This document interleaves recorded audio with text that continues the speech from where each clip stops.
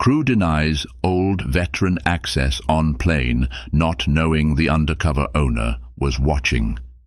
Harold Winston woke before dawn. At 78 years old, his joints ached more than usual, and he had learned to greet the day by massaging his knees before ever leaving the sanctuary of his bed. He lived alone in a modest little house on the outskirts of Atlanta. Today, though, he didn't have time to lament his aches. He had a flight to catch, and if there was anything he hated, it was feeling rushed. His granddaughter, Mary, was about to have her first child in Dallas, and Harold was determined to be there. He dressed carefully in clothes he felt were most comfortable for air travel: a worn pair of slacks, a loose-fitting, button-down shirt, and his old army green jacket. Although he was a Marine Corps veteran of the Vietnam War, the jacket itself was not military-issued, but the many embroidered patches on it honored various battalions, charity runs, and veterans' reunions he had attended over the years. He wore them proudly. Outside, the rising sun colored the horizon peach and purple as he closed the trunk of his beat-up Toyota Camry, verifying again he had his overnight bag, a small carry-on, and a carefully wrapped gift for his future great-grandchild.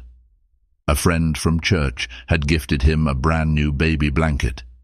Harold had planned to tuck it inside his larger bag, but it hardly fit, so he left it partially sticking out of his carry-on, the soft pink corner peeking out.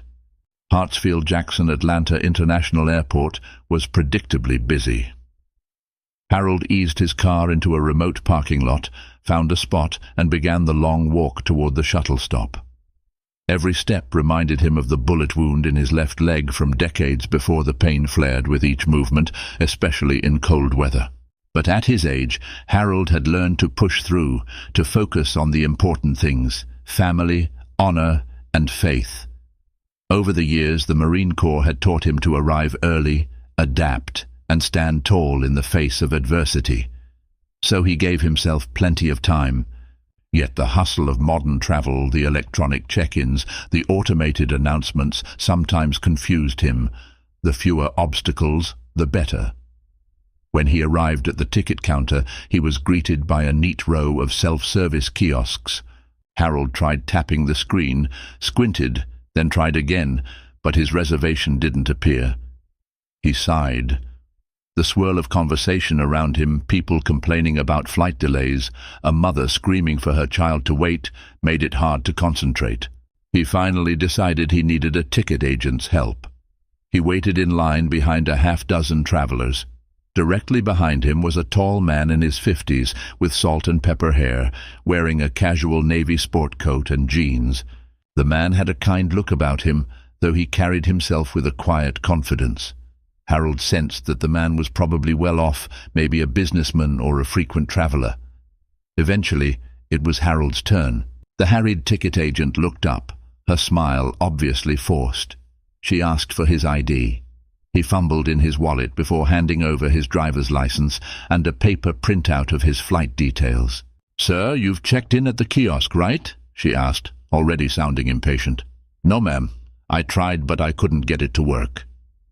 She frowned at him, then rapidly typed into her computer. "Flight 794 to Dallas-Fort Worth, economy class. It seems you—" She paused, her eyes narrowing. "Did you change your reservation?" "No, ma'am," Harold responded, furrowing his brow. "I booked this flight a month ago. No changes."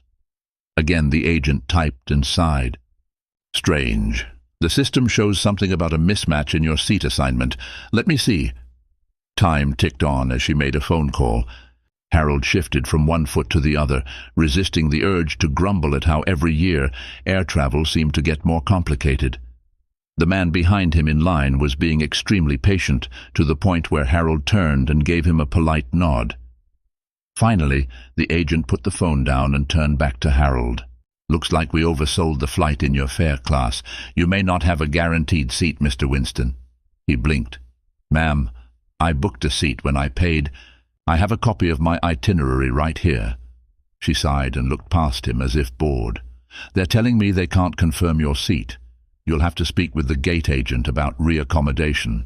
This flight is definitely over capacity." She slid his ID back, avoiding his eyes. "You can try to go through security now and see if the gate can help." Harold's heart sank. He had given himself plenty of time, but now it looked like that time might be chewed up with bureaucratic hassles. Suppressing frustration, he gathered his ID and began to walk away. Before leaving, though, he turned and asked softly, "Is there a supervisor I can talk to?" She shook her head briskly. "They'll say the same thing, sir. Please speak with the gate agent." At that moment, the tall man behind Harold stepped forward to the counter. Harold caught just a glimpse of the agent's expression. Her posture changed, her smile more genuine. Perhaps she assumed the tall man was a more important customer. Harold was too polite to dwell on the unfairness. Instead, he trudged away, determined to find the gate. The tall man paid close attention to Harold as he left, even though Harold didn't see it. The man frowned slightly, as though taking mental notes, then asked for his own ticket matters to be handled swiftly. The name on his ID, had Harold seen it, would have meant nothing to him. Robert Bob Ashford. Yet Bob Ashford was no ordinary passenger. He was in fact the founder and majority owner of Skyway Global, one of the country's largest domestic airlines. He was also there undercover, traveling incognito to inspect how his staff treated everyday passengers. Harold Winston had no idea that the unassuming man behind him possessed the power to change his entire day and possibly the direction of the airline itself. 20 minutes later, Harold stood in the security line, which was moving slower than molasses. His knee was throbbing, and a bead of sweat trickled down his temple. The crowds pressed in from all sides, each person lost in their own haste. Every 5 minutes, a TSA announcement rattled overhead. "Please remove any laptops from your bags and place them in a separate bin." After shuffling forward at a snail's pace, he reached the checkpoint. He carefully placed his shoes, jacket and carry-on in the grey bin. The baby blanket peeked out and caught the eye of the TSA agent, who nodded politely to Harold. "New grandbaby?" the agent asked. Harold's chest swelled with a little pride. "A great-grandchild, actually." "Congratulations, sir. Go on through." He mustered a smile. At least someone today had shown a bit of kindness. Once he retrieved his items, Harold hurried to the gate indicated on his paper itinerary, Gate A17. The corridor was bustling with passengers, many on laptops, some dozing, others making phone calls. A tall sign read, "Skyway Global Flight 794 to Dallas-Fort Worth on time." Relief coursed through him. At least the flight wasn't delayed. But as he approached the gate agent podium, a pit sank in his stomach. A tall woman with pinned back hair and a stern face was scolding another passenger. "Sir, there is nothing I can do. If you can't respect the carry-on size limits, we'll have to check the bag. Move aside." Harold waited until the disgruntled passenger stormed away. Then he stepped forward. "Ma'am, excuse me." He offered his ticket. "The lady at check-in said I might have an issue with my reservation. Something about overbooking." She gave him a quick once-over, glancing at his worn jacket, the fraying edges of the patches, and the old canvas shoes he wore. She offered him a thin, superficial smile. "Boarding pass, please." He handed over his printed itinerary and ID. "I never got a boarding pass. The kiosk wouldn't give me one." She looked exasperated and typed into her computer. Several seconds passed in silence, broken only by the beep of her scanning equipment. "Right," she finally said. "We are overbooked, and you are in the lowest fare class. That means you're on the volunteer list to be bumped, if necessary." He frowned. "Volunteer list? I never volunteered." She didn't even look up. "All passengers in certain fare classes are automatically considered for re-accommodation if we need seats for paying customers who are at higher classes." Harold's jaw tightened. "I paid for my ticket. I have my credit card statement." She ignored that protest, scrolled a bit more, then said curtly, "The flight is fully boarded, sir. There's no seat left in the system for you." Confusion turned to anger. "But the plane doesn't leave for half an hour, and boarding only just started." She gave him a condescending stare. "Sir, do you see the plane?" "The door is open, yes, but we've accounted for all seats. Unfortunately, you no longer have a seat. We had a last-minute passenger on a higher fare class who needed a seat." "What does that mean for me?" Her lips twisted in distaste. "It means you won't be getting on this flight unless something opens up. You'll have to wait and see if a seat is given up." Harold's heart pounded. He fought to remain calm. "I have to see my granddaughter. She's about to give birth to her first child. Isn't there some policy or courtesy for veterans or seniors?" She rolled her eyes slightly. "We don't discriminate by age or veteran status, sir. Now, if you step aside, I can board the next passenger. We're quite busy." Anger simmered in Harold's chest. He clutched the strap of his carry-on so tightly his knuckles turned white. This was exactly the sort of humiliation he had feared, treated as though he were a nuisance. Still, Harold's moral code wouldn't let him become belligerent. He forced himself to speak calmly. "Ma'am, I was told to see the gate agent. That's you, right? Could you at least put me on the standby list for any open seat?" She tapped the keyboard a few more times and thrust a slip of paper toward him. "Here's your standby pass. I doubt anything will open, but you can wait over there. If no one volunteers to give up their seat, you'll have to take a later flight, possibly tomorrow." "Tomorrow?" Harold exclaimed. "I need to be in Dallas by tonight. Then perhaps you can purchase a full fare ticket if something becomes available. That's always an option." Her eyes flicked to Harold's worn clothing, as if insinuating that he couldn't afford it. "Next in line, please." Humiliated, Harold stepped away. He spotted an empty seat against the window near the gate.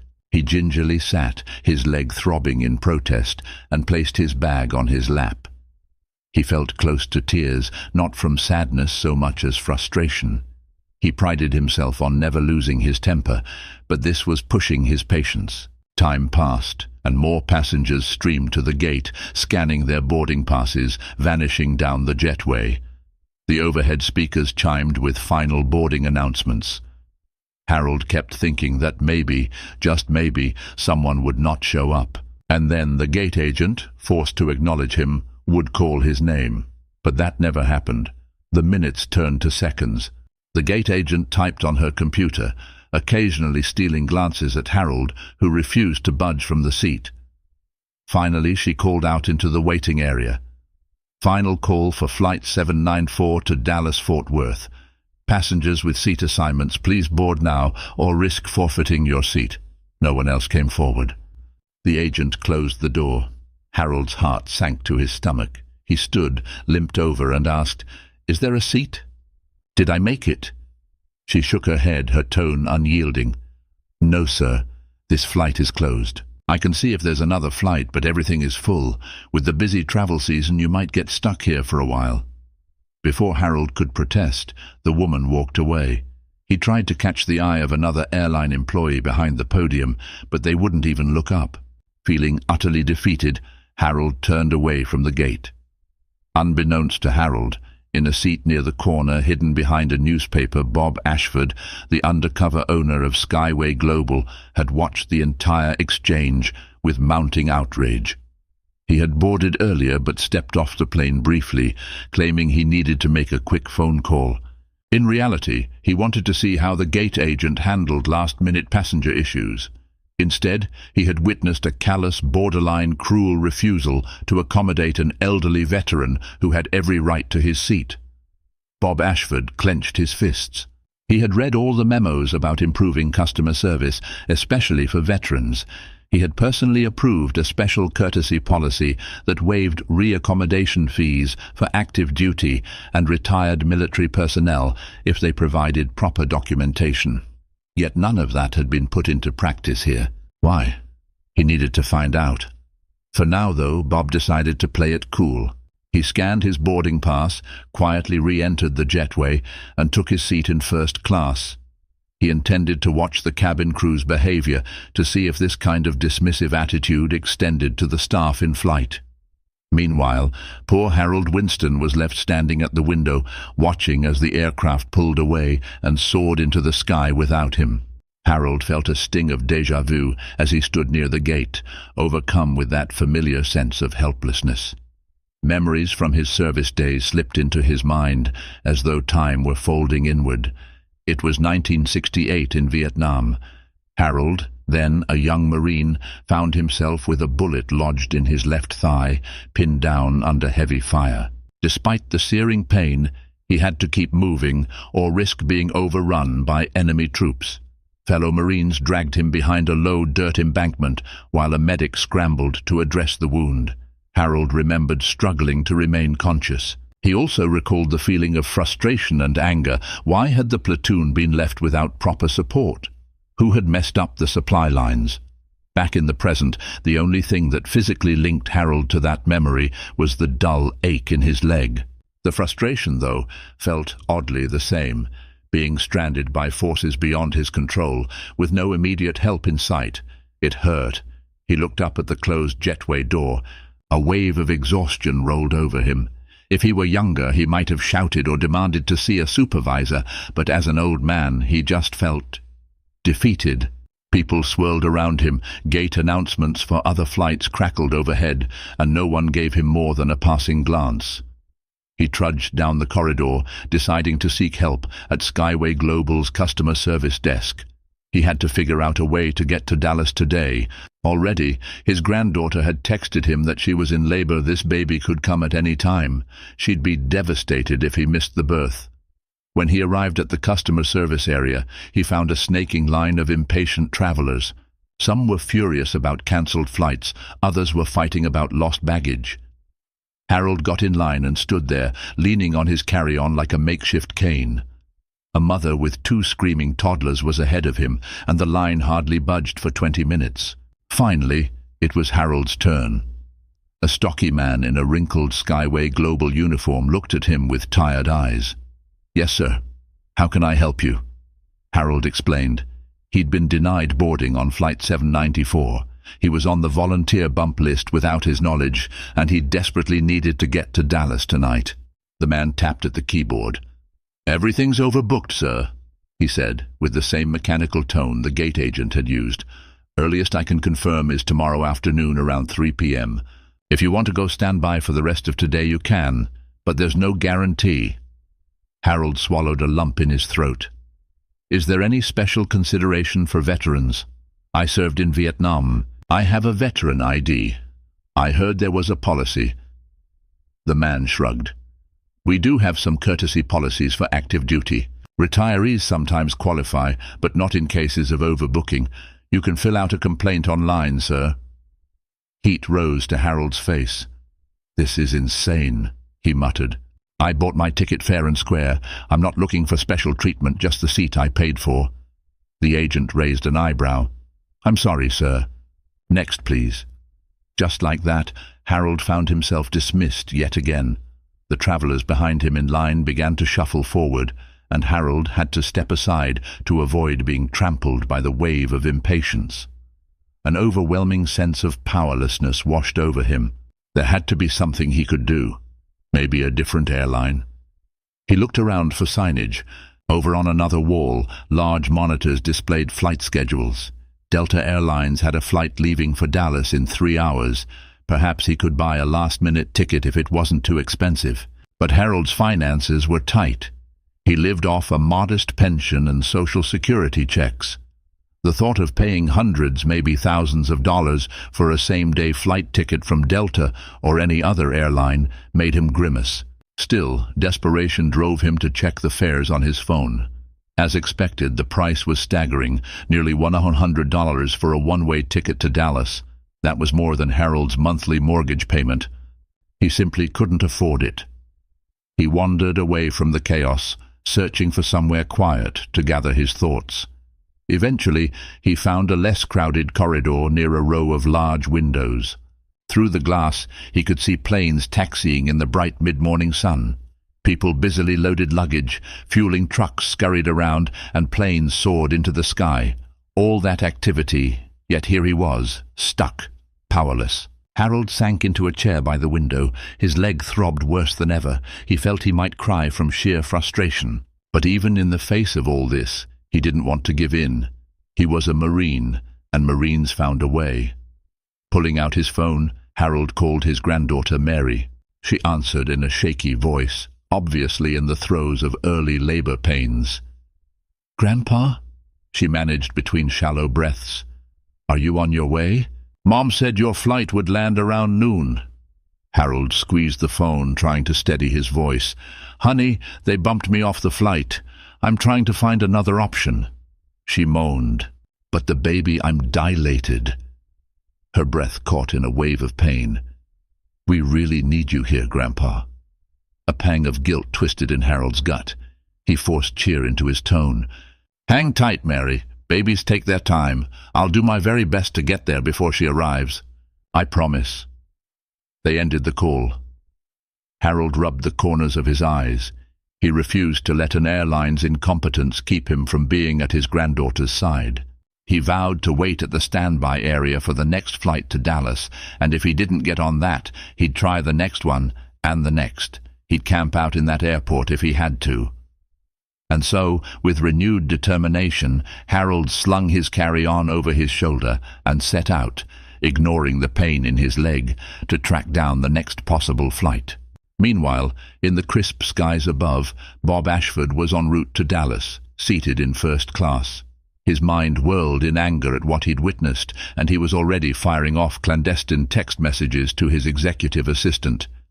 "Check on a passenger, old veteran named Harold Winston, was bumped from Flight 794. I want to see how staff reaccommodates him. Very important. More instructions to come." Bob Ashford leaned back in his plush first-class seat, staring at a digital device that displayed real-time flight data: altitude, ground speed, outside temperature. Flight 794 soared at 35,000 feet, carrying about 200 passengers. Many sipped drinks or watched in-flight entertainment. The flight attendants bustled around, offering warm towels and snacks to the premium cabin. Yet Bob was hardly interested in those comforts. Undercover or not, he was the owner and founder of Skyway Global, and he believed wholeheartedly in fair, respectful treatment of all passengers, especially an elderly veteran who deserved honor, not dismissal. The fiasco at the gate rattled him. The agent had brushed Harold aside like an inconvenience. Bob took note of the flight attendants in first class. They were polite, maybe even too polite, given that they had no idea who Bob truly was. But Bob wondered how they treated coach passengers. Were they as attentive? An older flight attendant approached, smiling. "Another glass of water, sir?" Bob nodded. "Yes, please. By the way, I overheard that the flight was overbooked. Did we have any standbys that didn't make it?" Her smile faltered slightly, then snapped back into place. "We had a few, I believe. That's normal these days." Bob studied her expression. "What's your personal take on overbooking? Does it cause issues for passengers, or do they accept it?" She blinked, surprised by the question. "I don't love it, but it's part of the industry. People get bumped, and there's usually another flight. Sometimes folks make a fuss, especially if they don't understand that it's in the contract of carriage. But hey, that's above my pay grade." Bob hummed thoughtfully. "Do you think we have any special policies for veterans or senior citizens who get bumped?" She shrugged. "I'm not entirely sure about the specifics, sir. We do ask for volunteers sometimes, but if no one volunteers, we go by the airline's priority list. It's not always fair, but that's how the system works." He thanked her, sipped his water, and let her move on. Inside, frustration bubbled. As CEO, he had tried pushing a corporate culture that valued going above and beyond for loyal customers, especially veterans. Yet from top to bottom, the message seemed lost. Was it a breakdown in training? A sense of apathy among the frontline employees? He scribbled a few notes on a small notepad he always carried, mindful that no detail was too small. Then he quietly pulled up text messages to see if his assistant had replied with any update on Harold Winston.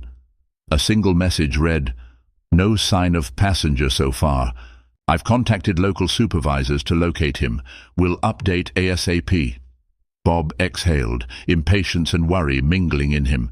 He wanted to see how his staff would handle this situation. If they failed, Bob would intervene.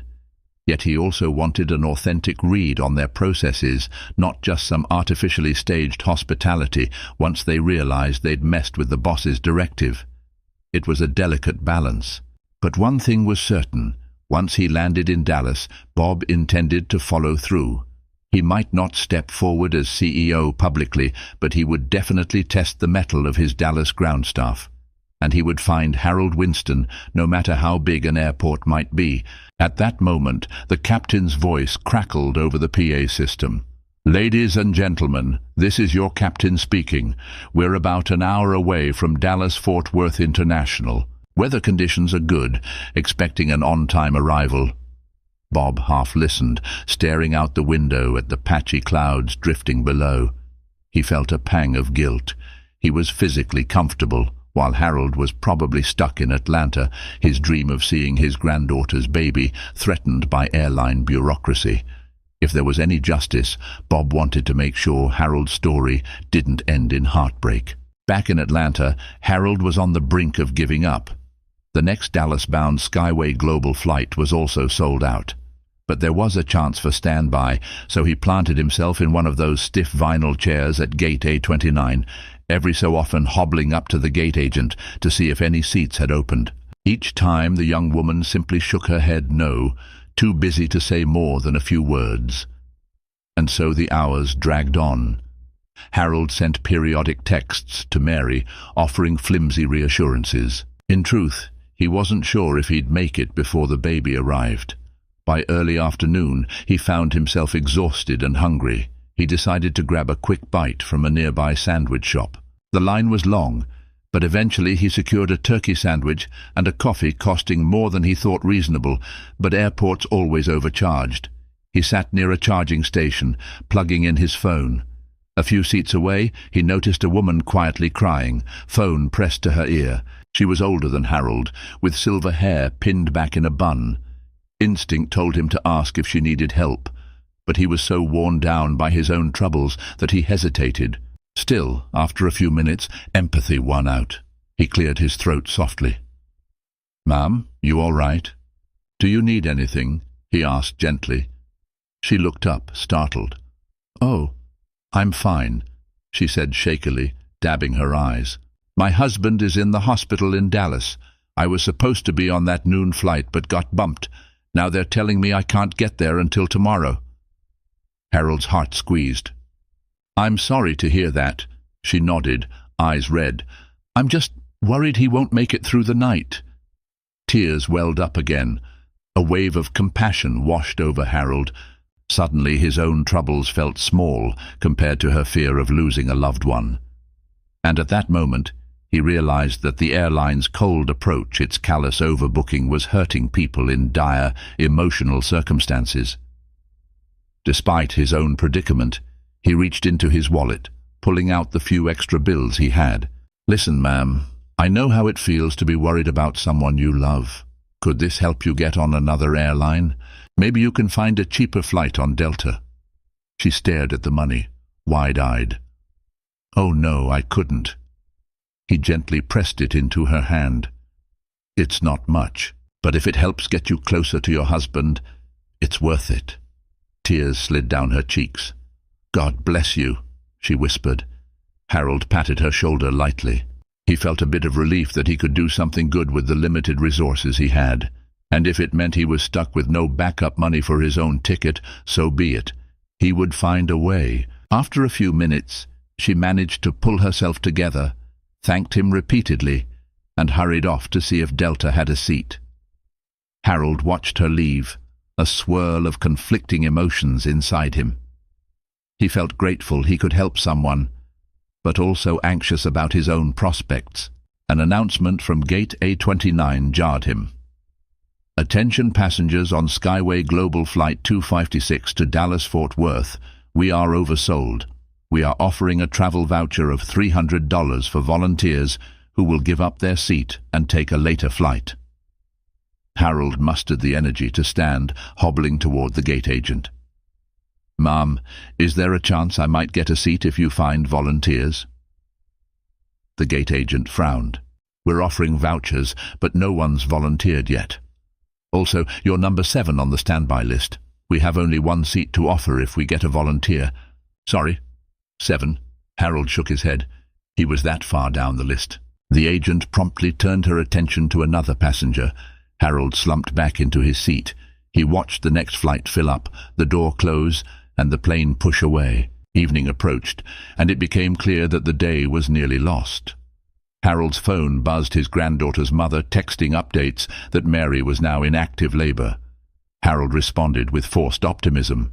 He quietly recited an old prayer from his Marine days, hoping it might give him some measure of calm. As the airport lights brightened against the dusk sky, a mixture of exhaustion and resignation crept over him. He found an empty spot near a window, took off his jacket to use as a pillow, and lay down across a row of plastic chairs. It seemed likely he would be spending the night in the airport. Meanwhile, Flight 794 had landed in Dallas hours earlier. Bob Ashford emerged into the bustling concourse at Dallas-Fort Worth International Airport, blending in with the crowds. He'd only brought a small carry-on, so he didn't need to wait for checked luggage. Instead, he made a beeline for a discreet hallway where one of his regional managers, Patricia Cole, waited anxiously. She recognized him instantly, though his attire was casual. Patricia extended a hand. "Mr. Ashford, good to see you. I've alerted the station manager about your visit. Is there something I should be doing now?" Bob offered a curt nod. "We need to locate a passenger named Harold Winston. He was bumped in Atlanta. I want to see how the staff handles his reaccommodation.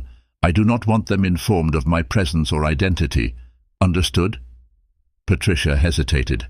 "Understood, sir, but the Atlanta staff said they couldn't rebook him on anything until tomorrow. Our next inbound from Atlanta arrives in about an hour, but I'm not sure if he'll be on it. I can dig deeper."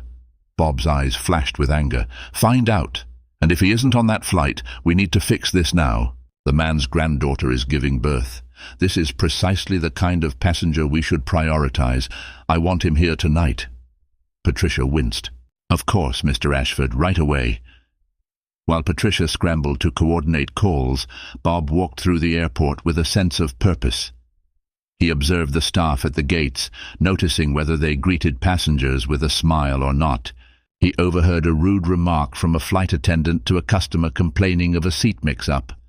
Bob made a mental note to address that later. An hour passed, and Patricia returned with an update. "He's still in Atlanta, sir. My contact says he tried standby for several flights. No luck. He may end up sleeping there overnight." Bob clenched his jaw. "Unacceptable. I'm authorizing immediate use of the corporate aircraft or any means necessary to get him here. Do you understand?" Her eyes widened. "You want to send the corporate jet for a single passenger?" "If it comes to that," Bob snapped. "But first, see if we can get him on another carrier. I'll cover the cost personally if we have to." "Yes, Mr. Ashford." Patricia scurried off, phone pressed to her ear. Bob exhaled heavily, fighting the urge to slam his fist against a wall. He had always prided himself on building Skyway Global into an airline that cared. Yet the past 24 hours exposed a toxic disregard for individuals. If that was the culture now, Bob intended to uproot it, no matter how many heads would roll. Night had fallen over Hartsfield-Jackson Atlanta International Airport. Harold dozed fitfully in his uncomfortable seat, waking every so often to announcements echoing in the empty terminal. Around midnight, a janitorial crew came through, vacuuming the carpets, their machines whirring loudly. Harold's back ached, his leg felt like it was on fire, and he was thoroughly miserable. He checked his phone, seeing updates. His granddaughter was fully dilated, the birth imminent. A pang of despair welled up inside him. He was missing it. Just as he was about to close his eyes again, a voice startled him. "Mr. Winston?" Harold blinked, seeing a woman in a crisp Skyway Global uniform. She had dark hair pulled into a bun, and she wore a badge that read, "Lauren Shield Station Supervisor." She offered a stiff smile. "Are you Harold Winston?" He sat up, rubbing the sleep from his eyes. "Yes, ma'am." She pressed her lips together. "We've received instructions to assist you with immediate travel to Dallas, courtesy of—" She paused, as though she might reveal too much. "Courtesy of a special directive. We have a ticket for you on a partner airline leaving in an hour. You'll arrive in Dallas by 3 a.m. local time." Harold blinked in disbelief. "What? How did that happen? I've been told all day there were no seats." She cleared her throat. "We had an internal escalation.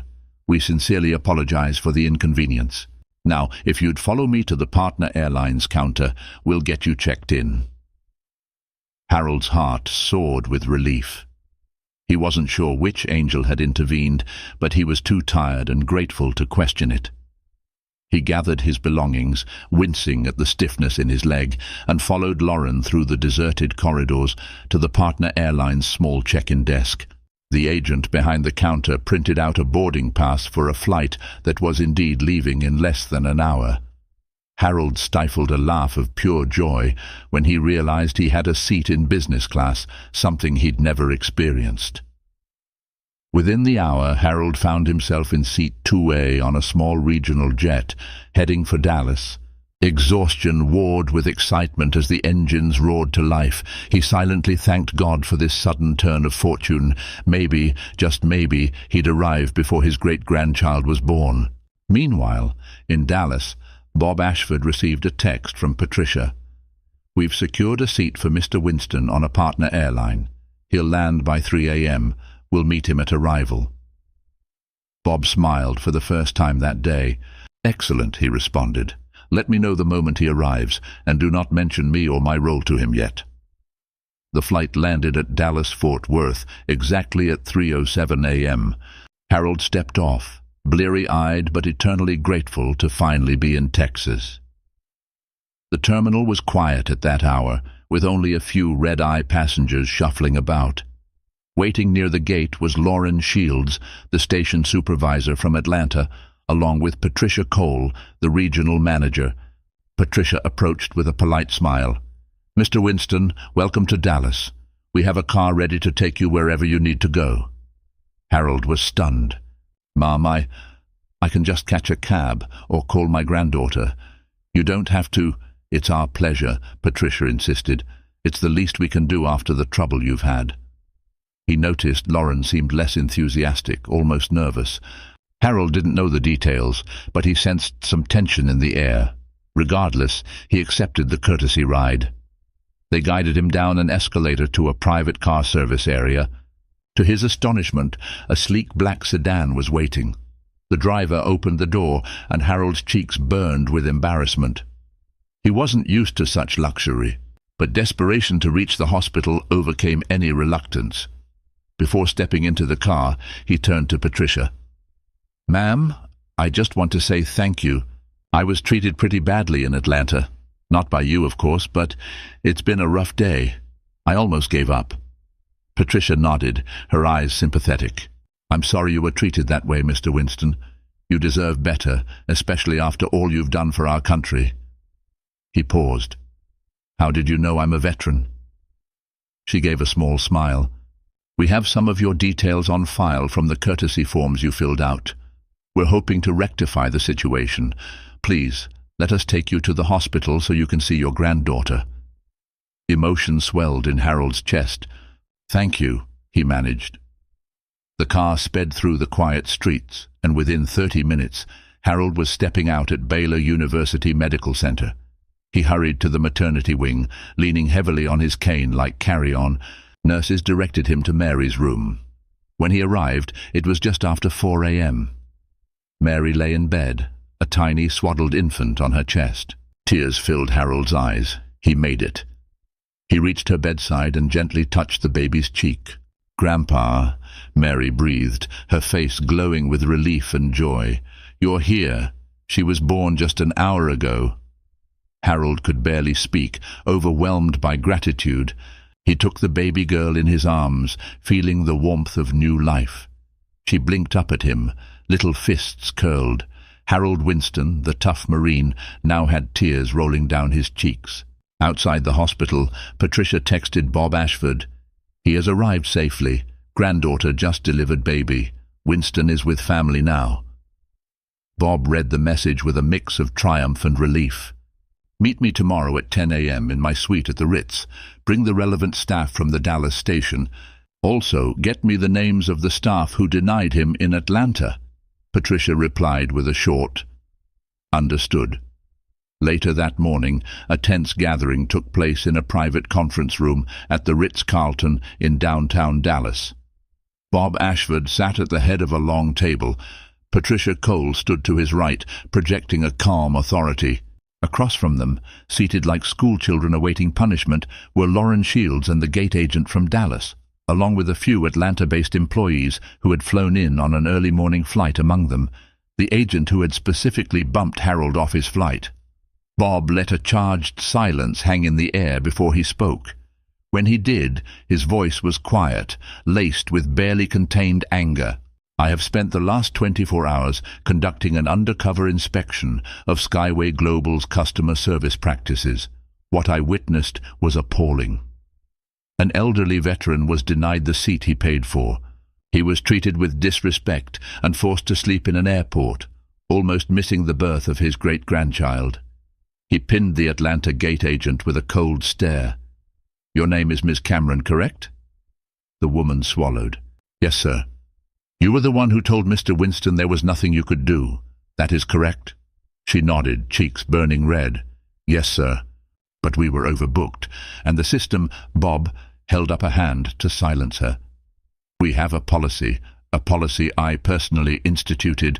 For veterans with valid ID, if we have overbooked, we offer immediate reaccommodation on the next available flight, at no extra cost, or else a free upgrade to accommodate them. Did you check any of that? Did you bother to see if we had a courtesy seat available?" Her lips trembled. "No, sir, I wasn't aware it applied to retirees. I thought it was only for active duty." Bob inhaled sharply. "The memorandum I sent 3 months ago stated both active duty and retired military personnel with valid ID are eligible, particularly in overbooked scenarios. Not only did you fail to apply that policy, you showed him disrespect." Tears glistened in the corner of her eyes. "I'm sorry. I truly am. I didn't mean—" He turned his gaze to Lauren Shields. "And you, Mrs. Shields, you were the station supervisor who only intervened at midnight after my office sent instructions. Why was he left in limbo for so many hours? Why did you not act sooner?" Lauren, too, looked near tears. "I only got the notification from corporate late. I didn't realize how serious the situation was until—" Bob cut her off again. "You should have realized the moment a passenger, a 78-year-old with a limp, was begging for help all day. I don't want excuses." The group fell silent, heads lowered. Bob let out a long breath, reining in his fury. "Now each of you will face disciplinary actions.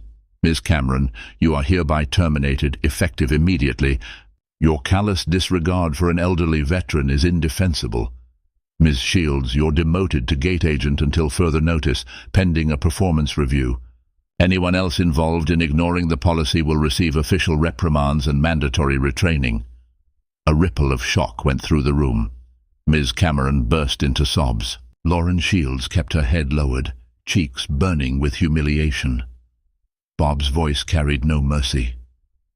"If you treat customers like trash, you have no place in my airline." Patricia Cole stepped forward, quietly placing some documents in front of Bob. He scanned them. "We will also be issuing a public apology to Mr. Winston and his family, along with a goodwill gesture of future travel vouchers. I plan to meet him personally." Dismissed. One by one, the employees filed out, shaken. Once they were gone, Bob turned to Patricia. "Arrange a meeting with Mr. Winston. I want to do this face-to-face." Patricia nodded. "Yes, sir. I'll reach out and see if he's free later today." Bob's tension eased, replaced by a sense of resolve. He couldn't undo the sleepless night Harold had endured, but he could ensure that such a travesty never happened again. That same afternoon, Harold Winston stepped outside the hospital for a breather. His granddaughter's baby, little Annabelle, was healthy. Mary was doing well, though exhausted.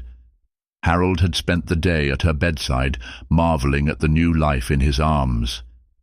A phone call interrupted his quiet moment. An unknown Dallas number. he answered hesitantly. A brisk female voice greeted him. "Mr. Winston, this is Patricia Cole from Skyway Global. I'm calling on behalf of Mr. Robert Ashford, the airline's founder and owner. He'd like to meet you in person if you're willing." Harold nearly dropped his phone. "The founder? Of course, but I don't understand why." "He wants to apologize personally and talk to you about what happened," Patricia said. "He can meet you here at the hospital if that's easiest." Harold's mind spun. This was almost surreal, but after everything he had gone through, he was curious to meet the man in charge. "I'll be in the main lobby. Is that acceptable?" Patricia confirmed, and half an hour later Harold waited on a bench in the hospital lobby, uncertain what to expect. Then, from the revolving doors, the tall man who had stood behind him in line at the Atlanta ticket counter stepped in, flanked by Patricia. Harold recognized him immediately, but never would have guessed he was the airline's owner. Bob Ashford approached with a warm, humble smile. He extended his hand. "Mr. Winston, it's an honor to finally speak with you. I'm Bob Ashford." Harold took his hand, surprise rendering him momentarily speechless. "I remember you from Atlanta," he said softly. Bob nodded. "I was traveling incognito to observe our customer service. I saw how that gate agent treated you. I'm sorry I didn't intervene right then, but I needed to see what would happen without my interference." Harold's eyes widened. "So you're the reason they eventually put me on that flight?" "Yes," Bob admitted. "I pulled some strings. But I regret that you went through such trouble in the first place. That never should have happened." For a moment, Harold just stared, uncertain how to respond. Then, emotion gathering in his chest, he said, "Thank you for getting me here. I made it just in time for my great-granddaughter's birth." Bob nodded, relief on his face. "I'm glad, and I want you to know that the employees responsible for your mistreatment have been held accountable. One has been fired, others disciplined. We're also making changes to ensure this doesn't happen again. Our policy is to honor and serve veterans with respect." Harold nodded slowly, feeling a mix of vindication and compassion. He couldn't help but recall the woman from the day before, the one with the husband in the hospital. He hoped she'd also found her way to Dallas in time. Bob continued, "We'd like to offer you and your family a full refund for your ticket, plus vouchers for future flights, valid for whenever you want to visit them again. We'd also like to make a donation in your name to a veterans charity of your choice." Harold's eyes misted. That's mighty generous of you. Thank you." He cleared his throat. "But if you want to honor me, there's a homeless veterans shelter in Atlanta that's always in need. The men and women there have been through a lot." Bob smiled. "We'll do that. Whatever amount you think is suitable, we'll match and then some." A flush of gratitude spread through Harold. He extended his hand again. "Thank you, Mr. Ashford. I didn't expect all this." Bob shook his hand firmly. "It's the least we can do after the hell we put you through. I also want to say thank you for your service to our country." Harold nodded, humility creeping in. "I appreciate that.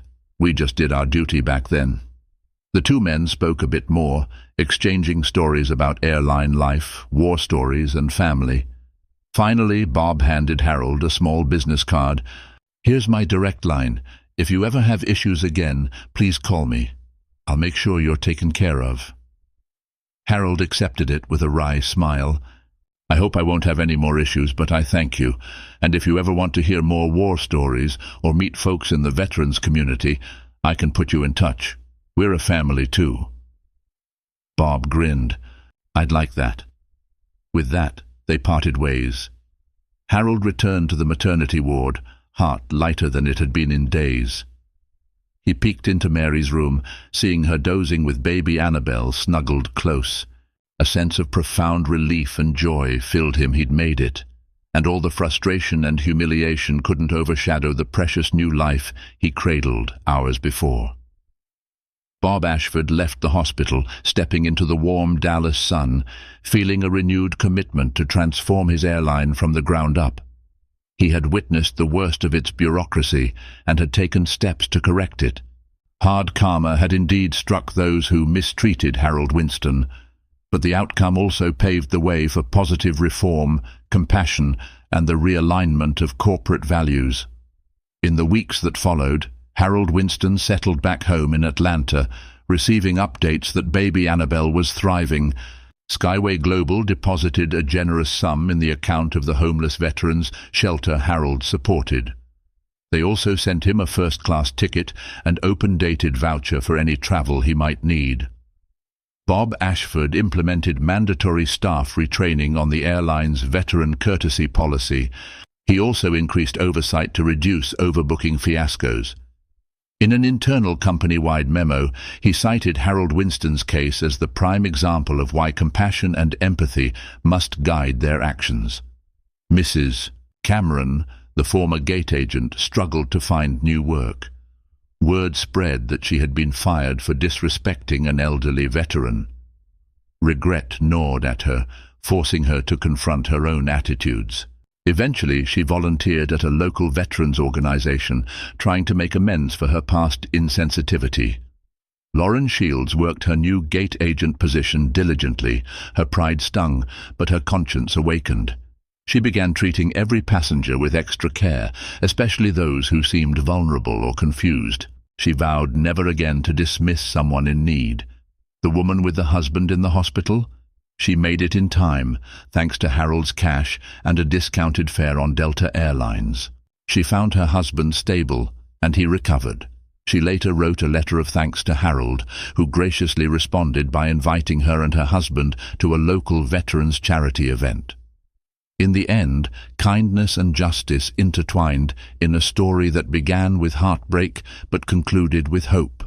Harold Winston's ordeal showcased the worst of corporate neglect, but it also revealed the power of one resolute individual to spark change when compassion is put to action.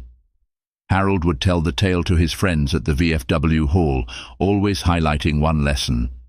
Never underestimate who might be watching when you do someone wrong, or who might come through with a helping hand when all hope seems lost.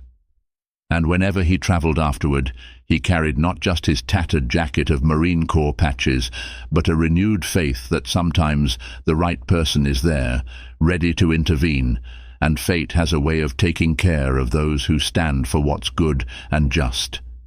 And just like that, justice was served, proving that standing up against prejudice and fighting for what's right can create real change. This story reminds us all of the power of resilience and the importance of accountability in every aspect of life.